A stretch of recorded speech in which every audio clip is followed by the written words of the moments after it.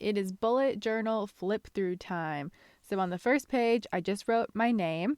And then on the next page, I have 2021 and a bunch of little dots. And then I also included this quote saying, celebrate every tiny victory, because I think we really need to remember those moments. It's easy to celebrate the big victories, but I know I am not as good about celebrating smaller victories, and I want to prioritize that this year. My next page is a mood tracker and a wellness tracker. I have had a mood tracker in every bullet journal, and wellness tracker is just to keep track of how I moved my body that day. Did I do yoga? Did I do some cardio, or did I do strength? I just like to keep track of it, and this is a new layout for mood tracker and wellness tracker, but I have consistently done it. Then on my next page is year at a glance. This year I'll be doing it in erasable pen because last year I didn't and nothing happened in my year at a glance. So there's that.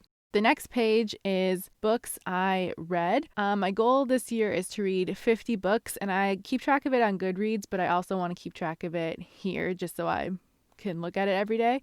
And then places I traveled, says destination, dates, and favorite memory. So it's less about vacations and more about like when I go travel a few hours to see certain friends, or when I travel like the 6 hours to go see my family. It's more for keeping track of those times spent with family and friends. The next spread is a new one for me called Monthly Memories, and I've just left a little box for every month. I tried to do this with photos last year and it just didn't work. I'd rather write down memories I have. So we're going to try that this year. I have a few pages I have left blank in between my yearly trackers and my January monthly calendar, and so just in case something pops up. So in my monthly calendar, I've just got the dates. I have priority lists on one side. I didn't mean to do the weekly tracker right away, but that's what happened. So normally I do that later, but whatever. I have affirmations, then underneath that I have gratitude, underneath that events, so anything like meetings, things I have planned that day, top 3 priorities, and then my to-do list. This will probably change, especially when I have my classes again, but for now, we're just going to see how this works.